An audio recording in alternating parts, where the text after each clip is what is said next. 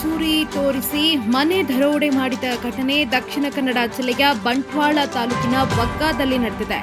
Fluorine Pinto ಅನ್ನೋರ ಹೊಸ ಮನೆಗೆ ನುಗ್ಗಿ ಮುಸುಕು ದಾರಿಗಳು ದರೋಡೆಯನ್ನ ಮಾಡಿದ್ದಾರೆ. ಮನೆಯಲ್ಲಿ ತಾಯಿ ಫ್ಲೋರಿನ್ ಪಿಂಟೋ, ಮಗಳು ಮರಿನಾ ಪಿಂಟೋ ಇಬ್ಬರು ಇದ್ದಾಗ ಘಟನೆ ನಡೆದಿದೆ. ಸುಮಾರು 2,90,000 ರೂಪಾಯಿ ಮೌಲ್ಯದ ಚಿನ್ನಾಭರಣ ಹಾಗೂ 30,000 ರೂಪಾಯಿ ನಗದನ್ನ ಕಳುವು ಮಾಡಿದ್ದಾರೆ. ಬೆಳಗ್ಗೆ ಸುಮಾರು 6:30ರ ಸಮಯದಲ್ಲಿ ಬೆಲ್ ಹಾಕಿದಾಗ ಬಾಗಿಲು ತೆಗೆದಿದ್ದಾರೆ. ತಕ್ಷಣ 4 ಮುಸುಕುದಾರಿಗಳು ಮನೆಯೊಳಗೆ ನುಗ್ಗಿ ಬೆದರಿಕೆ ಹಾಕಿದ್ದಾರೆ. ಬೆದರಿಕೆಗೆ ಬಗ್ಗದೇ ಇದ್ದಾಗ ಚೂರಿ ತೋರಿಸಿ ಕೊಲ್ಲುವ ಬೆದರಿಕೆಯನ್ನ ಒಡ್ಡಿದ್ದಾರೆ. ಬಂಗಾರವನ್ನ ದೋಚುವಂತಹ ಸಂದರ್ಭದಲ್ಲಿ ಮಗಳು ಮರೀನಾ ಅಡ್ಡ ಬಂದಿದ್ದಾರೆ. ಈ ವೇಳೆ ಅವರ ಕೈಗೆ ಗಾಯವಾಗಿದೆ.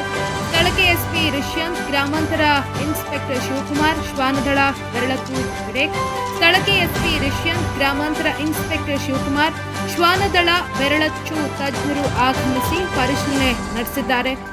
ಈ ಒಂದು ಘಟನೆಯಿಂದ ಸುತ್ತಮುತ್ತಲಿನ ಜನ ಆತಂಕಕ್ಕೆ ಈಡಾಗಿದ್ದಾರೆ. ಬೆಳ್ಳಂಬೆಳಗ್ಗೆ ಇಂತಹ ಘಟನೆ ನಡೆದರೆ ಹೇಗೆ ಅಂತ ಅಚ್ಚರಿಯನ್ನ ವ್ಯಕ್ತಪಡಿಸಿದ್ದಾರೆ. ಜೊತೆಗೆ ಭಯದಲ್ಲಿ ದಿನ ದೂಡುವಂತಹ ಪರಿಸ್ಥಿತಿ ನಿರ್ಮಾಣವಾಗಿದೆ.